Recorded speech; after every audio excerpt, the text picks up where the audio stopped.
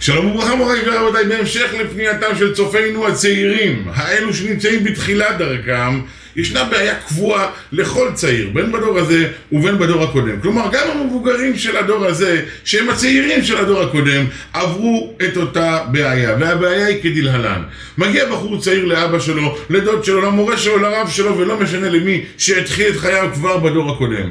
שואל שאלה, מבקש עצה, ויוצא החוצה עם טעם חמוץ. הוא אומר לעצמו, המבוגרים לא מבינים אותי. האלה מהדור הקודם לא מכירים את ניסיונות הדור הנוכחי. כל העצות שלהם היו נכונות לדור ההוא, לחוץ לארץ, לפני העלייה הגדולה.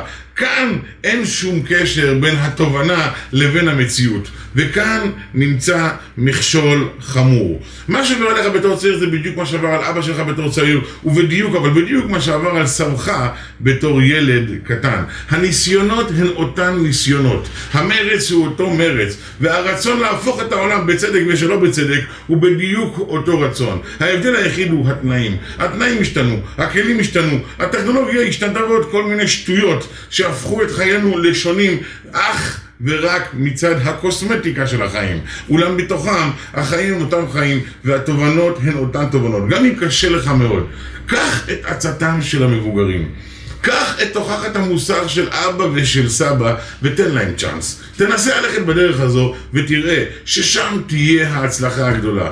סתירת זקנים בניין, בניין צעירים סתירה.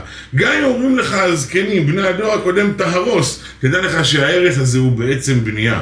ומאידך עם הילדים, החברים שלך, המשוגעים שסובבים אותך, אומרים לך תבנה, תבין שהבנייה הזו היא הרס, ועל הרס משלמים ביוקר. ולמבוגרים אני פונה, גם אם מגיע אליכם צעיר ואתם בטוחים שהוא טועה, אל תחרצו משפט בשתי מילים. תמיד להסביר, להבהיר, להראות שהבנת אותו, להראות שאתה מבין את המצוקה שלו, כך תקל גם עליו לבלוע את הגלולה המרה שתעניק לו רק טוב לכל ימי חייו. ברוכים תהיו.